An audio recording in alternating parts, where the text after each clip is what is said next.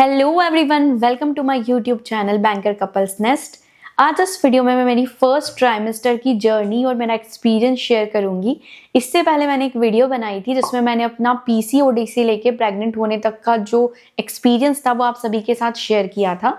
तो one by one मैंने आपको बोला था कि मैं धीरे धीरे अपना फर्स्ट ट्राइमेस्टर, सेकेंड ट्राइमेस्टर और थर्ड ट्राइमेस्टर का जो एक्सपीरियंस है वो शेयर करूंगी, क्योंकि बहुत सारे लड़कियां होती हैं जिनको बहुत डाउट होता है जब वो फर्स्ट टाइम प्रेग्नेंट होती है कि कैसे होता है, क्या होता है, बहुत घबराहट होती है मन में। तो इसीलिए मैंने सोचा कि मेरे साथ जो जो हुआ मैं स्टेप बाय स्टेप आपको एक एक चीज़ बताऊंगी जो आपके लिए जानना ज़रूरी है, और ये सब कुछ मेरा पर्सनल एक्सपीरियंस है। सबसे पहले प्रेगनेंसी टेस्ट के बारे में आपको बताऊंगी कि कैसे टेस्ट करना चाहिए, कब करना चाहिए, रिजल्ट कैसे आता है। उसके बाद डॉक्टर आपको कैसे चूज करनी चाहिए, मैंने क्या सोच के डॉक्टर चूज की थी, और डॉक्टर आपको क्या क्या बताते हैं, कितने स्कैन करवाते हैं फर्स्ट ट्राइमेस्टर में, क्या क्या टेस्ट करवाते हैं, वो सब भी आपको बताऊंगी। उसके बाद मेरी बॉडी में क्या सिम्टम्स आए थे, क्या चेंजेस हुए थे, वो हम डिस्कस करेंगे। फिर मेरा डेली रूटीन जॉब के साथ क्या होता था, जॉब के साथ कैसे मैनेज होता है, वो सारी चीज़ें मैं आपको शेयर करूंगी। फिर गर्भ संस्कार से रिलेटेड जो चीज़ें होती है, मैंने क्या क्या की, मैंने अपना रिलीजियस जो चीज़ें फॉलो करनी है या फिर और कैसे गर्भ संस्कार करना चाहिए वो मैंने कैसे किया, वो आपको बताऊंगी। उसके बाद फैमिली और हस्बैंड का कितना इम्पॉर्टेंट रोल होता है इस जर्नी में, ये भी आपके साथ शेयर करूंगी। तो सबसे पहले हम प्रेगनेंसी टेस्ट के बारे में बात करते हैं। जैसे ही पीरियड्स मिस होते हैं तो फिर हमें पता रहता है, हम जब प्लान करते हैं कि हाँ पीरियड्स मिस हो रहा है तो हमें प्रेगनेंसी टेस्ट करवाना है। तो प्रेगा न्यूज़ वाला प्रेगनेंसी टेस्ट जो है वो बहुत कॉमन है, वो मैंने परचेज किया था। और मैंने जब पीरियड मिस हुआ था तो उसके 2 से 3 दिन बाद टेस्ट किया। बहुत होप के साथ अब टेस्ट करते हैं, लेकिन मेरा जो टेस्ट है वो नेगेटिव आया था। तो तब मुझे काफ़ी डिसअपॉइंटमेंट हुआ कि हो सकता है कि मैं नहीं हूँ प्रेग्नेंट, बट मुझे अंदर से काफ़ी इंट्यूशंस हो रहे थे और थोड़ा आपको बॉडी में चेंजेस भी फील होने लग जाते हैं। एक अलग सा कुछ फील होने लग जाता है कि आपकी बॉडी में हो रहा है। तो मुझे लग रहा था कि मैं प्रेग्नेंट हूँ, लेकिन टेस्ट मेरा नेगेटिव आया था। तब मैंने अपनी फैमिली में भी डिस्कस किया मेरी बुआ से, तो उन्होंने भी बोला कि हाँ थोड़े दिन वेट करते हैं, 2-3 दिन बाद एक और बार टेस्ट करके देख लेना। तो मैंने यही किया। मैंने 4 दिन बाद फिर से टेस्ट किया, और जब मेरा टेस्ट पॉजिटिव आया तो बहुत एक अलग ही, बहुत हैप्पीएस्ट मोमेंट होता है वो आपकी लाइफ का। तो वो मेरे लिए भी बहुत ही एक अलग फीलिंग थी, मेरे और प्रतीक के लिए। तो ये जब मेरे साथ हुआ तब मुझे लगा कि ऐसा नहीं है कि पहली बार नेगेटिव आ रहा है तो आप प्रेग्नेंट नहीं है। तो ये चीज़ अगर आपके साथ भी होती है जो मेरे साथ हुई, तो आप थोड़ा वेट करें, 2 से 3 दिन बाद फिर से टेस्ट करें, तो वो पॉजिटिव आ सकता है रिजल्ट। तो ये प्रेगनेंसी टेस्ट के बारे में हुआ। अब उसके बाद जैसे ही पॉजिटिव आया मैंने अपने घर में इन्फॉर्म किया, और उसके बाद फिर हमने सोचा कि हम नेक्स्ट डे डॉक्टर को दिखा देते हैं। तो मेरे मम्मी पापा जहाँ मैं रहती हूँ वहाँ नहीं रहते, वहाँ से 60 किलोमीटर्स दूर रहते हैं, तो वो लोग आ गए थे। और फिर हमने सोचा कि कौन से डॉक्टर को दिखाएं। अब डॉक्टर कैसे चूज करे, जब मैं प्रेग्नेंट नहीं थी तब भी मैं काफ़ी सर्च करती रहती थी कि कौन सी डॉक्टर को दिखाना है। मैं इंदौर में रहती हूँ, तो वहाँ मैं यही देखती रहती थी। हम लोग ऑफिस में भी यही डिस्कस करते रहते थे कि ऐसी कौन सी डॉक्टर है जो नॉर्मल डिलीवरी के लिए फेमस है, क्योंकि आजकल इतना ज़्यादा सी सेक्शन करते हैं सारे डॉक्टर की, एक माइंड में रहता है कि हम ऐसे डॉक्टर को चूज करें जो नॉर्मल डिलीवरी करती हो। लेकिन इंदौर में मुझे और मेरी जो फ्रेंड्स हैं उनको भी किसी को ऐसी कोई डॉक्टर नहीं पता थी जो नॉर्मल डिलीवरी करती हो। तो फिर मैंने सोचा कि डॉक्टर चूज करना है, मैं ऑलरेडी जॉब करती हूँ, बार बार डॉक्टर्स के चेकअप्स होंगे, दूर जाना पड़ सकता है, तो मैं कोई ऐसी डॉक्टर चूज करती हूँ जो मेरे घर के पास हो और अच्छे हो, जिनके रिव्यूज अच्छे हों। तो मैंने एकदम घर से 1 किलोमीटर दूर पे एक डॉक्टर का क्लिनिक है, उनके रिव्यूज काफी अच्छे थे, तो मैंने वो डॉक्टर चूज किया और मैंने सोचा कि मैं उनको दिखाती हूँ। अब डॉक्टर कैसे बाद में चेंज भी आपको करना पड़ सकता है, ये मैं आपको अगले वीडियो में बताऊंगी, क्योंकि मैंने 2 डॉक्टर्स चेंज किए हैं बाद में जब थोड़े कॉम्प्लिकेशंस आते हैं। तो वो सारी चीज़ें हम नेक्स्ट वीडियो में डिस्कस करेंगे। लेकिन यहाँ पर फर्स्ट ट्राइमेस्टर में मेरी एक ही डॉक्टर थी। सबसे पहले जब मैं डॉक्टर को दिखाने गई तो उन्होंने मुझसे सारी चीज़ें पूछी। मैंने बताया कि मैंने टेस्ट किया है, ये पॉजिटिव आया है। तो उन्होंने कहा ठीक है, अभी हम आपका एक स्कैन कर लेते हैं, उसमें पता चल जाएगा कि आप प्रेग्नेंट हो या नहीं। अब जब जैसे ही आप पहली बार डॉक्टर को दिखाने जाओगे और अब वो आपको बोलेंगे कि सोनोग्राफी करनी है, तो माइंड में एक चीज़ आती है कि अभी क्यों सोनोग्राफी करनी है। हमारे माइंड में भी आई थी, मेरे और मेरे मम्मी की, और मेरे मम्मी ने भी उन्हें बोला कि अभी क्या नीड है स्कैन करने की, अभी तो पता है कि प्रेग्नेंट है, तो वो तो ब्लड टेस्ट से भी चेक हो जाता है, तो स्कैन क्यों करना है। तो उन्होंने हमें 2-3 रीजंस बताए कि स्कैन करने से एक तो ये चीज़ पता चल जाएगी कि जो बेबी है वो बाहर है या अंदर है। एक रहता है, एक एक्टोपिक प्रेगनेंसी करके होता है, जिससे पता चलता है कि जो बेबी है वो अंदर है या बाहर है। तो एक ये उन्होंने बोला कि ये उससे पता चल जाएगा, प्लस ये पता कंफर्म हो जाएगा कि प्रेग्नेंट है या नहीं है। तो हमने बोला कि आप ब्लड टेस्ट करवा लीजिए, तो उन्होंने बोला कि ब्लड टेस्ट है या स्कैन है, आपको फीस तो सेम ही लगेगी, तो आप स्कैन करवा लो, उसमें आपको 2-3 चीज़ें पता चल जाएगी। तो उस वक्त तो हमें लगता है जो डॉक्टर बोल रहा है वो सही है, हमने स्कैन करवा लिया। तो उस स्कैन में कंफर्म हो गया प्रेगनेंसी, और उसके बाद फिर डॉक्टर ने मुझे वहाँ पर एक मेडिसिन लिख के दी। वो मेडिसिन फॉलिक एसिड की होती है, जो जनरली फर्स्ट ट्राइमेस्टर में देते हैं। तो मुझे बस एक सिंगल मेडिसिन लिख के दी थी उन्होंने, फॉलिक एसिड की। उसके बाद उन्होंने बोला मुझे कि आपको अभी तो स्कैन हो गया है, अब वापस से एक और स्कैन होता है 8th वीक में, जिसमें हार्ट बीट आती है या नहीं बच्चे की वो चेक करते हैं। तो उसके लिए आपको बुलाएंगे 8th वीक में, और उसके बाद आपके ब्लड टेस्ट भी होंगे। तो वहाँ पे उन्होंने बस एक मेडिसिन दी और मुझे कुछ एडवाइस दी उन्होंने कि अभी आपको सारी चीज़ें थोड़ी स्लो करनी है। फर्स्ट ट्राइमेस्टर बहुत ही केयरफुल रहना पड़ता है, एकदम भागना नहीं है, ज़्यादा झुकना नहीं है, ज़्यादा तेज़ नहीं चलना है, या फिर आप गाड़ी में ट्रैवल कर रहे हैं तो थोड़ा स्लो स्पीड में करना है। 2 व्हीलर में आप ट्रैवल अगर कर रहे हैं तो वहाँ पर भी आपको थोड़ा ध्यान रखना है डचके का, और ये सारी चीज़ों का ध्यान रखना होता है। उन्होंने 2 व्हीलर पे ट्रैवल करने का मना नहीं किया था, लेकिन ये बोला था कि आप ऑफिस जाते हो अगर 2 व्हीलर पे तो थोड़ा केयरफुल रहना है, थोड़ा स्पीड स्लो रखनी है। थोड़ा फर्स्ट ट्राइमेस्टर ध्यान देने के लिए होता है, क्योंकि मिसकैरेज के भी काफ़ी चांसेस रहते हैं फर्स्ट ट्राइमेस्टर में। तो इसीलिए उन्होंने बोला था थोड़ा केयरफुल रहना है। उसमें पपीता और पाइनएप्पल खाने का उन्होंने मुझे बिल्कुल मना किया था स्ट्रिक्टली। उसके अलावा अजीनोमोटो जिस चीज़ में होता है चाइनीज़ में, ये सारी चीज़ें, और ये थोड़ा फास्ट फूड जो है ये सब अवॉइड करने को बोला था, और हेल्दी डाइट लेने को बोला था, ज़्यादा से ज़्यादा लिक्विड लेने को बोला था। तो ये सारी चीज़ें डॉक्टर ने मुझे एडवाइस की थी। वॉकिंग का भी उन्होंने मुझे बोला था कि हाँ, वॉक कर सकते हो और वॉक करना ही चाहिए। तो आधा घंटा या 20 मिनट सुबह, 20 मिनट शाम, इतनी अगर आप धीरे-धीरे वॉक करते हो तो वो अच्छा रहता है। तो ये जो है उन्होंने मुझे डॉक्टर ने बताया। अब उसके बाद डॉक्टर की बात करें, अभी पहले मैं आपको डॉक्टर का पूरा बता दूँगी क्या-क्या बताया। अब उसके बाद ये सारी चीज़ें हुई, बीच में मुझे एक दिन जब मैंने डॉक्टर को देखा उससे 10 से 12 दिन बाद मुझे एक दिन हल्का सा फीवर आने लगा ऑफिस से आने के बाद, और मुझे बहुत ज़्यादा वीकनेस और फीवरिश लगा।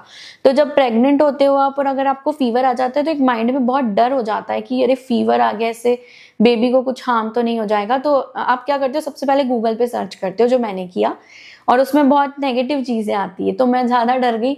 अब फीवर तो मुझे उतना ज़्यादा नहीं आ रहा था, फिर भी मैंने सोचा कि मैं डॉक्टर तो पास ही थी, क्योंकि मैंने बहुत घर के नियर बाय डॉक्टर चूज़ की थी। तो मैं जल्दी से डॉक्टर के क्लिनिक चली गई ऑफिस से आके, और मैंने उन्हें बताया कि मुझे फीवर आ रहा है। तो उन्होंने वहाँ पे टेम्परेचर मेरा चेक किया, तो 99.1 डिग्री टेम्परेचर था, उतना ज़्यादा नहीं था, हल्का फीवर था। तो उन्होंने मुझे बोला कि अभी टेम्परेचर उतना ज़्यादा नहीं है कि आपको मेडिसिन लेने की ज़रूरत पड़े, फिर भी अगर 100 के ऊपर जाता है तो आप डोलो 650 ले सकते हो, वो हार्मफुल नहीं होती, ऐसा डॉक्टर ने बोला। तो फिर मैंने सोचा ठीक है, डॉक्टर बोल रही है तो नहीं होती होगी हार्मफुल। मैंने मेडिसिन परचेज कर ली, लेकिन फिर भी मन में कैसा रहता है कि क्यों मेडिसिन लेना अगर फीवर बिना मेडिसिन के चला जाता है। तो मैंने वेट किया और फीवर अपने आप चला गया, ज़्यादा नहीं बढ़ा, तो मैंने वहाँ पर मेडिसिन नहीं ली। उसके बाद डॉक्टर ने मुझे वापस 8th वीक में बुलाया था। ये फीवर मुझे 7th वीक के अराउंड आया था। जब फर्स्ट टाइम मैंने डॉक्टर को दिखाया था तो 5th वीक चल रहा था, 7th वीक के अराउंड मुझे फीवर आया था एक बार। और उसके बाद 8th वीक में वापस से मैं डॉक्टर को दिखाने गई। वहाँ पर फिर मेरा स्कैन हुआ हार्ट बीट का। अब जो वो हार्ट बीट वाला स्कैन होता है ना, उसमें ऐसा होता है कि कभी बेबी की हार्ट बीट आ जाती है, कभी नहीं आती है। तो मन में एक बहुत ज़्यादा डर रहता है कि हार्ट बीट आई होगी या नहीं आई होगी। तो बहुत घबराहट उस दिन मुझे हुई, क्योंकि वो फर्स्ट स्कैन ही था, मतलब सेकंड स्कैन था, लेकिन उसमें बेबी के बारे में जो हार्ट बीट बताते हैं, बहुत घबराहट हो रही थी वो स्कैन करवाने में। तो वो स्कैन हुआ, और ये जो स्कैन होते हैं ये आपके इंटरनल होते हैं। मेरी डॉक्टर ने तो इंटरनल किए थे ये वाले स्कैन, फर्स्ट वाला भी और सेकंड वाला भी। तो वो स्कैन हुआ और उसके बाद बेबी की हार्ट बीट एकदम नॉर्मल थी। और उसके बाद भी ना, जब हार्ट बीट आ जाती है तो डॉक्टर बोलती है नॉर्मल है, उसके बाद भी फिर मैंने 1-2 बार सर्च किया कि नॉर्मल है या नहीं। तो ये सब आप सर्च मत करो, अगर आपकी डॉक्टर बोल रही है कि सब बढ़िया है तो सब अच्छा ही होता है। उसके बाद वहाँ पर मेरा एक ब्लड टेस्ट हुआ ANC प्रोफाइल करके, जिसमें सारी चीज़ें आपकी, जितना भी आपकी बॉडी में रिलेटेड, यूरिन वाला टेस्ट, थायराइड वाला, जो नॉर्मल CBC होता है, और भी जितने भी टेस्ट होते हैं फर्स्ट टाइम ब्लड टेस्ट, वो सारे आपके हो जाते हैं। शुगर भी होता है उसमें, तो उससे पूरी चीज़ें पता चल जाती है आपकी बॉडी में कि कुछ नॉर्मल है, या अगर कुछ नॉर्मल नहीं होता है तो फिर उससे रिलेटेड डॉक्टर आपको एडवाइस करते हैं। लेकिन मेरा जो फर्स्ट ब्लड टेस्ट आया था उसमें सारी चीज़ें नॉर्मल थी। तो वो ब्लड टेस्ट होता है, और उसके बाद डॉक्टर ने मुझे बोला था कि अब आपका एंटी स्कैन होगा 13th वीक में, और एंटी स्कैन जिस दिन होता है उसी दिन आपका एक डबल मार्कर टेस्ट भी होगा। वो ये इसलिए होता है कि उससे पता चलता है कि बेबी को कोई एबनॉर्मेलिटीज तो नहीं है, उसके लिए ये स्कैन और ये ब्लड टेस्ट होता है। अब जब डॉक्टर ऐसा बोलते हैं ना तो हमें तभी टेंशन होना चालू हो जाती है। और ये जो स्कैन होता है ये ऐसा है कि ऑप्शनल टाइप भी होता है, बहुत लोग करवाते हैं, बहुत लोग नहीं करवाते हैं। तो हमारे मन में आया भी कि हम ये टेस्ट क्यों करवाएं, ऐसा मन में आता है, क्योंकि अगर आपको ऐसी कोई चीज़ पता चल जाती है तो पहले से ही माइंड में बहुत ज़्यादा डर बन जाता है। लेकिन डॉक्टर बोलते हैं करवा, सभी लोग करवाते हैं, तो फिर ऐसा लगता है कि करवा ही लेना चाहिए। तो वो उन्होंने बोला था, एक डेट दे दी थी कि इस डेट पे आपका ये स्कैन और ब्लड टेस्ट होगा, तो उस डेट पे आपको करवाना ही है, क्योंकि वो पर्टिकुलर उसी वीक के अराउंड होता है, बाद में फिर उसका रिजल्ट उतना सही नहीं आ पाता है, तो उसके लिए एक डेट डॉक्टर आपको पहले से दे देते हैं। उसके बाद 8th वीक के टाइम मुझे डॉक्टर ने पूछा था कि आपको कुछ प्रॉब्लम तो नहीं हो रही है ज़्यादा, तो मैंने बोला था कि मुझे लेग्स में बहुत ज़्यादा पेन रहता है। तो उन्होंने मुझे एक विटामिन डी की वीकली 1 टैबलेट दी थी कि वो आप ले सकते हैं, तो वो मैंने 4 वीक तक ली थी। उसके बाद 13th वीक में मेरा एंटी स्कैन हुआ। एंटी स्कैन में सब कुछ नॉर्मल आया था, और उसी दिन ब्लड टेस्ट भी हुआ। ब्लड टेस्ट में भी सारी चीज़ें नॉर्मल आई और लो रिस्क आया था, जो डबल मार्कर टेस्ट होता है। तो फिर काफ़ी रिलीफ हो गया कि हाँ अभी सब कुछ ठीक है। और उसी टाइम के अराउंड आपका टीटेनस का एक टीटी करके फर्स्ट डोज इंजेक्शन लगता है, जो मुझे फर्स्ट ट्राइमेस्टर में 13th वीक के अराउंड डॉक्टर ने लगाया था। मे बी आपकी डॉक्टर हो सकता है कि इसको कभी और लगाए या कुछ और ट्रीटमेंट भी हो, लेकिन जो मेरा एक्सपीरियंस था वो मैंने आपको शेयर किया। तो ये ओवरऑल मेरा फर्स्ट ट्राइमेस्टर का एक्सपीरियंस था, जिसमें 2 मेरे स्कैन हुए, एक ब्लड टेस्ट हुआ और एक इंजेक्शन लगा, और बाकी मेडिसिन तो बस ये 2 ही थी, एक विटामिन वाली, एक फॉलिक एसिड वाली, जो मैंने आपके साथ शेयर की।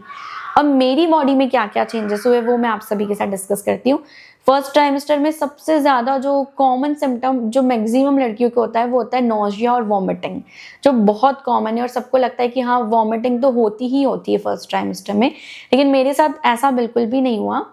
तो जो नोजिया वाला सिम्टम है, वॉमिटिंग वाला जो सिम्टम है, ये दोनों ही मुझे नहीं थे फर्स्ट ट्राइमेस्टर में। ऐसे अगर बोला जाए कि प्रेगनेंसी वाला कोई ऐसा सिम्टम जिससे आपको फील हो कि हाँ मैं प्रेग्नेंट हूँ, ऐसा मुझे कुछ भी नहीं हुआ। मुझे सिर्फ एक ही चीज़ होती थी कि मैं डेली बैंक जाती थी, तो उसके बाद जैसे ही मैं घर पे आती थी मैं इतनी ज़्यादा टायर्ड हो जाती थी कि मैं आते ही थोड़ा रेस्ट करती थी, मुझे नींद आ जाती थी। उसके बाद फिर मैं या तो मैं खाना खा के सो जाती थी, या मैं थोड़ी देर आके सो जाती थी, फिर खाना खा लेती थी और उसके बाद दूध पी के वापस से सो जाती थी। मतलब मुझे इतनी नींद आती थी कि मैं ऑलमोस्ट 12 आवर्स सोती थी, मैं सोती ही रहती थी ऑफिस से आके, इतनी ज़्यादा मुझे नींद आती थी फर्स्ट ट्राइमेस्टर में। तो ये मेरे साथ पर्टिकुलरली हुआ और मैं बहुत ज़्यादा टायर्ड रहती थी, क्योंकि अगर हो सकता है जो लोग घर पे रहते हैं वो उतना टायर्ड नहीं हो, लेकिन आप अगर जॉब पे जा रहे हैं फिर आ रहे हैं पूरा दिन, उसके बाद आप बहुत टायर्ड हो जाते हैं फर्स्ट ट्राइमेस्टर में, जो मेरे साथ हुआ। ऑफिस का भी ऐसा रहता था कि मैं मैक्सिमम तो जाती थी, लेकिन कभी टायर्ड फील होता था तो मैं वीक में 1 दिन छुट्टी ले लेती थी, तो थोड़ा रेस्ट हो जाता था बॉडी को। तो ये ऑफिस जाने का मेरा रूटीन रहता था। उसके बाद सुबह की बात करें तो मॉर्निंग में मैं 20 मिनट्स वॉक करती थी। उसके बाद खाने के लिए सबसे इम्पॉर्टेंट जो स्टार्टिंग से आपको खा लेना चाहिए वो बादाम, अखरोट, किशमिश, ये रात में भिगो के हम रख देते थे और सुबह उठ के मैं सबसे पहले ड्राई फ्रूट्स खा लेती थी। उसके बाद दूध पीती थी मैं, और दूध में ऐसा है कि जो लोग को पीना पसंद है दूध, वो लोग को ये मैं एडवाइस करूंगी जो मैंने किया, कि मैं गाय का दूध पीती थी, मैं भैंस का दूध नहीं पीती थी। और गाय में भी, मैं इंदौर में रहती हूँ तो यहाँ पर सारी चीज़ें बहुत इजीली अवेलेबल है, तो गिर गाय का बहुत शुद्ध दूध यहाँ पर मिलता है। तो एक पर्टिकुलरली एक डेयरी फार्म है, वहाँ से हम गिर गाय का दूध ले लेते थे, तो मैं सुबह और शाम को वही दूध पीती थी। ऐसा नहीं, आप नॉर्मल दूध भी पी सकते हैं, लेकिन मुझे लगता था वो सबसे ज़्यादा फ़ायदा करता है गिर गाय का दूध, और आपके बेबी के लिए भी बहुत अच्छा होता है, तो मैं वो पीती थी। उसके बाद ब्रेकफास्ट भी मैं हैवी करती थी, मतलब ब्रेकफास्ट में आप ये कर सकते हैं कि आप पनीर ले सकते हैं, पनीर पराठा ले सकते हैं, दलिया, उपमा, पोहा, ओट्स, तो ये जो भी चीज़ें अलग अलग जो हेल्दी भी रहती हैं, तो आप डेली कुछ ना कुछ चेंजेस करके ब्रेकफास्ट में ये चीज़ें खा सकते हैं। उसके बाद जब मैं ऑफिस जाती थी तो ऑफिस के लिए मैंने एक फ्रूट का बॉक्स खरीदा था, जिसमें मैं 2 टाइप के फ्रूट्स और सैलेड्स ले जाती थी अलग से। उसके बाद लंच भी ले जाती थी। लंच में जो भी आपका नॉर्मल रोटी सब्जी दाल चावल जो भी आप खाते हैं वो एक अलग टिफिन पैक करती थी। स्नैक्स के लिए एक अलग टिफिन पैक करती थी, क्योंकि डॉक्टर ने बोला था कि आपको शॉर्ट मील लेने हैं जिससे आपको नौशिया नहीं होगा, वॉमिटिंग नहीं होगी। तो छोटा छोटा मील आपको लेना है, हर 2-2 घंटे में आपको कुछ ना कुछ खाते रहना है। तो मखाने हो गए या फिर चने होते हैं, जो भी आप स्नैक्स के रूप में खाना चाहते हैं। जब अगर बिस्किट खाना चाहते हैं तो आप बिस्किट भी खा सकते हैं। आटा बिस्किट्स भी मार्केट में अवेलेबल रहते हैं। अगर आप मैदा का बिस्किट नहीं खाना चाहते तो जो भी ये सारी चीज़ें ये भी मैं ऑफिस में लेके जाती थी। उसके अलावा डेली में नारियल पानी पीती थी, वो मेरा स्टार्टिंग से ही रूटीन था। पहले भी पीती थी और प्रेग्नेंट होने के बाद भी डेली में नारियल पानी पीती थी। नारियल पानी के साथ आप नारियल की मलाई भी खा सकते हैं। उसके अलावा जो नारियल होता है कोकोनट, वो कोकोनट जो आता है वो भी मैं खाती थी, उसके साथ उसका पानी भी पीती थी और मलाई भी खाती थी, क्योंकि कोकोनट भी बोलते हैं बहुत फ़ायदा करता है, तो वो भी मैं खाती थी। उसके बाद रात में आके जो रात का खाना रहता था वो, और उसके बाद वापस से दूध। तो चाय भी मैं पीती थी, लेकिन मैंने प्रेग्नेंट होने के बाद चाय छोड़ दी थी, क्योंकि चाय भी जो है कैफीन रहता है। ऐसा नहीं आप नहीं पी सकते, आप 1 से 2 चाय पी सकते हैं, लेकिन फिर भी मुझे लगता था कि चाय क्यों पीना, अगर मैं अवॉइड कर सकती हूँ। तो मैं चाय कॉफ़ी ये सब नहीं पीती थी। तो ये मेरा डेली खाने का जो है रूटीन ये रहता था। उसके अलावा ऑफिस में भी मैं कुछ ना कुछ पढ़ने के लिए लेके जाती थी। जैसे लंच टाइम रहता था, थोड़ा मुझे टाइम मिलता था फ्री, तो मैं कुछ ना, जैसे मोबाइल चलाने की बहुत हैबिट रहती है हमारी, तो मोबाइल मैंने अवॉइड किया था, क्योंकि ऑलरेडी ऑफिस में आप कंप्यूटर यूज़ करते हो। तो मोबाइल मैंने अवॉइड करने के लिए मैं ऑफिस में कुछ बुक्स ले जाती थी पढ़ने के लिए। तो जब भी मुझे फ्री टाइम मिलता था या लंच के टाइम में मैं वो बुक्स पढ़ती थी। उसके अलावा मैंने रीडिंग बहुत ज़्यादा की प्रेगनेंसी में। टीवी को मैंने बिल्कुल अवॉइड किया, टीवी में नहीं देखती थी, क्योंकि टाइम भी नहीं मिलता था। और उसके अलावा दूसरी चीज़ें करती थी। जैसे सबसे पहले अगर मैं आपको गर्भ संस्कार के बारे में बताऊं कि मैंने क्या क्या चीज़ें की, तो मैं भावना योग करती थी। भावना योग के बारे में मैंने पिछले वीडियो में भी शेयर किया था। तो शुरुआत, वैसे तो वो दिन में 3 बार आपको करना चाहिए अगर आपके पास सफिशिएंट टाइम है, लेकिन मैं ऑफिस जाती थी तो मैं एक बार मॉर्निंग में करती थी और एक बार सोने के पहले नाइट में भावना योग करती थी। जो पॉजिटिव अफर्मेशन है उसकी लिंक मैं इस वीडियो में भी शेयर कर दूंगी। उसके अलावा एक अरहम ध्यान योग करके जो मेडिटेशन होता है, वो भी मैं सुबह 15 से 20 मिनट करती थी, और सुबह 15 से 20 मिनट में वॉक भी करती थी। वॉक में सुबह भी करती थी और शाम को भी करती थी। उसके अलावा जो बाल भास्कर और यंग भास्कर आती है दैनिक भास्कर न्यूज़पेपर के साथ, वो मैंने मंगवाना स्टार्ट कर दी थी। तो वो वीकली आती है, तो उसमें बहुत सारे पजल्स रहते हैं, स्टोरीज रहती है, तो वो मैं सॉल्व करती थी। उससे टाइम पास भी हो जाता है और उससे ये है कि आपका माइंड भी फ्रेश रहता है। तो वो भी बुक्स जो है वो ऑफिस में भी ले जाती थी जब टाइम मिलता था। उसके अलावा जो बुक्स होती है, अगर आपको जैसी भी बुक्स नॉवेल्स पढ़ना पसंद है तो वो आप पढ़ सकते हैं, वो भी मैं पढ़ती थी। लेकिन मैं रिलीजियस ज़्यादा पढ़ती थी, उसमें मैं डेली एक कहानी पढ़ती थी। जैसे मैं जैन हूँ तो जैन धर्म से रिलेटेड डेली एक कहानी मैं या तो पढ़ के सोती थी, या जब भी मुझे ऑफिस में लंच में टाइम मिलता था तो वो मैं पढ़ लेती थी। तो ये सारी चीज़ें मैंने की।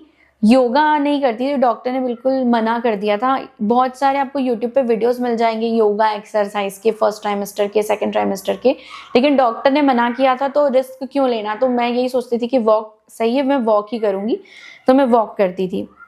इसके अलावा न्यूज़पेपर में ज़्यादा नहीं पढ़ती थी, क्योंकि न्यूज़पेपर में बहुत नेगेटिव न्यूज़ भी आती है। तो नेगेटिव न्यूज़ पढ़ते हैं तो फिर आपके माइंड में थोड़ा स्ट्रेस आ जाता है, तो इसीलिए न्यूज़पेपर अवॉइड करो पढ़ना, तो ही अच्छा है। यूट्यूब पे भी जब जैसे आप प्रेग्नेंट हो गए ना, तो आप वो सारी चीज़ें सर्च करना चालू कर देते हो, तो आपको इंस्टा पे, यूट्यूब पे वही रील्स, वही वीडियोस दिखते हैं। तो उसमें ऐसा नहीं कि हर चीज़ पॉजिटिव ही आएगी, कुछ चीज़ें नेगेटिव भी आती है। तो वो आप जितना हो सके अवॉइड करो, क्योंकि जब आप कोई नेगेटिव चीज़ देखते हो तो आपके माइंड में वो चीज़ घूमने लग जाती है, उससे स्ट्रेस आता है। और प्रेगनेंसी में स्ट्रेस को अवॉइड करना, स्ट्रेस बिल्कुल भी नहीं लेना है, क्योंकि मैक्सिमम चीज़ें स्ट्रेस से होती है। और ये जो है सेकंड ट्राइमेस्टर में मैं आपको एक्सपीरियंस बताऊंगी कि स्ट्रेस से भी क्या क्या चीज़ें हो सकती है। तो स्ट्रेस बिल्कुल भी आपको नहीं लेना है, एकदम फ्री माइंड से आपको पॉजिटिव चीज़ें करनी है, तो सब कुछ अच्छा ही होगा। तो ये सारी चीज़ें मैंने की थी। इसके अलावा जब डॉक्टर ने मुझे ऑफिस जाने के लिए बोला था कि आप 2 व्हीलर से जा सकते हो, लेकिन फिर भी मैंने प्रिकॉशनरी सोचा कि मैं 2 व्हीलर से ना जाऊं। मैंने एक कैब बुक कर ली थी, और यहाँ पर इंदौर में वुमन कैब करके भी चलती है, सखा कैब, तो मैंने वो बुक कर ली थी जिसमें फीमेल ड्राइवर होती है। तो वो बिल्कुल क्या एक फीमेल की प्रॉब्लम ज़्यादा अच्छे से समझती है, तो वो बहुत स्लो और आराम से लेके जाती थी मुझे। तो सुबह भी वो आ जाती थी और शाम को भी। तो जैसे आप ऐसे भी ओला भी बुक कर सकते हो या फिर आप कुछ भी कर सकते हो, लेकिन वो लोग इतनी फ़ास्ट चलाते हैं, लेकिन जो सखा कैब वाली फीमेल ड्राइवर्स रहती हैं वो बहुत स्लो चलाती थी। तो वो भी काफ़ी एक अच्छा एक्सपीरियंस था। पहला पूरे 9 मंथ्स मैं उसी कैब से ऑफ़िस गई और ऑफ़िस से आई हूँ।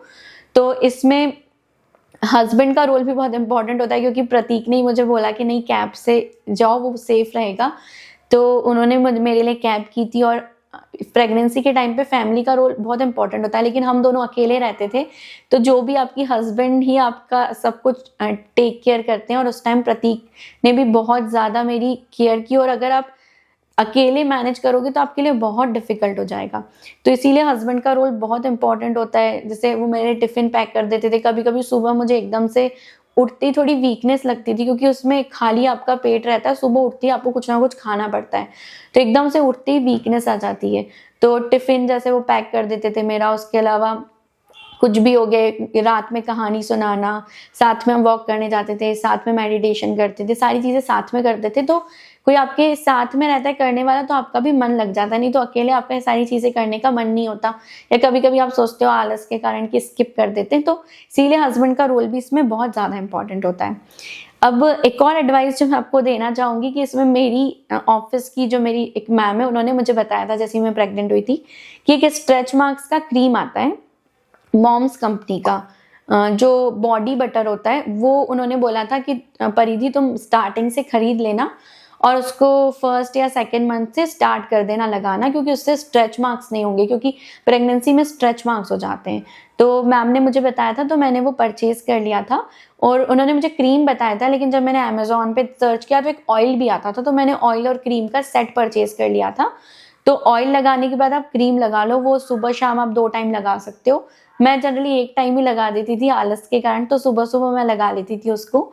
लेकिन अब जब मुझे बेबी हो गया और तब वो क्रीम मैंने पूरे, मान लो 1 मंथ तो आपका ऐसे ही निकल जाता है, पूरे 7 मंथ्स तक लगाया है मैंने वो क्रीम, और मुझे एक भी स्ट्रेच मार्क्स नहीं है। तो वो मैं इसीलिए आपको सजेस्ट करूँगी। ये पर्सनल एक्सपीरियंस है मेरा भी, मेरी ऑफ़िस में जो मैम ने मुझे सजेस्ट किया उनका भी, और मैंने भी 2-3 और लोगों को सजेस्ट किया था। तो स्ट्रेच मार्क्स हमें नहीं हुए। मेबी ये बॉडी टू बॉडी भी डिपेंड करता होगा। ऐसा नहीं है कि ये क्रीम लगा रहे हैं तो स्ट्रेच मार्क्स होंगे ही नहीं, लेकिन बहुत हद तक आपके जो स्ट्रेच मार्क्स है वो कम होने के चांसेस होते हैं। जैसे मुझे तो बिल्कुल भी नहीं हुए, मेरा पर्सनल एक्सपीरियंस है। तो ये क्रीम मैंने लगाई थी, ये आप लोग भी परचेज कर सकते हो, इसकी लिंक मैं डिस्क्रिप्शन में आपको शेयर कर दूँगी। तो ये सारा मेरा फर्स्ट ट्राइमेस्टर की जो भी चीज़ें थी मैंने आप सभी के साथ शेयर करी। आई होप कि सब चीज़ें कवर हो गई होगी, क्योंकि बहुत सारी चीज़ें होती हैं, जब कभी कोई ऐसा होता है कुछ याद रहती, कुछ याद नहीं रहती, फिर भी मैंने सारी चीज़ें नोट डाउन करके सारी चीज़ें आप सभी के साथ शेयर की है। अगर आपका कुछ और एक्सपीरियंस है तो आप कमेंट बॉक्स में शेयर कर सकते हैं। मेनली जो वॉमिटिंग वाला एक्सपीरियंस होता है कि वॉमिटिंग होती है, वो मैक्सिमम गर्ल्स को होती है। मेरी भी जब मैं प्रेग्नेंट थी तो मेरे साथ मेरी 3-4 फ्रेंड्स भी प्रेग्नेंट थी, और सबका अलग-अलग एक्सपीरियंस था। किसी को बहुत वॉमिटिंग होती थी, डेली होती थी, किसी को नौजिया बहुत ज़्यादा होता था। तो ये बॉडी टू बॉडी वेरी करता है, लेकिन आपको घबराने की ज़रूरत नहीं है किसी भी चीज़ में। जिसको हो रही है वो भी नॉर्मल है, जिसको नहीं हो रही है वो भी नॉर्मल है, क्योंकि हर किसी की बॉडी जो है वो डिफरेंट होती है। तो आपको ये नहीं सोचना है कि अरे मुझे नहीं हो रही है तो ऐसा तो नहीं कि कुछ प्रॉब्लम हो गई है, क्योंकि जब मैं देखती थी तो बहुत सारे लोग कमेंट्स में लिखते हैं कि मुझे नहीं हो रही है, कि हो क्या हो, ऐसा तो नहीं कि कुछ प्रॉब्लम है जो मुझे वॉमिटिंग नहीं हो रही, तो ऐसा नहीं होता। हाँ, एक और चीज़ मैं आपको बताना भूल गई, मैंने 2 ऐप्स भी इंस्टॉल किए थे जो प्रेगनेंसी ट्रैकर ऐप्स होते हैं, वो भी मुझे एक फ्रेंड ने ही बताए थे। एक हीलोफाई करके एक ऐप है, और एक माइलो। तो माइलो तो मुझे उतना अच्छा नहीं लगा, हीलोफाई ऐप मुझे अच्छा लगा।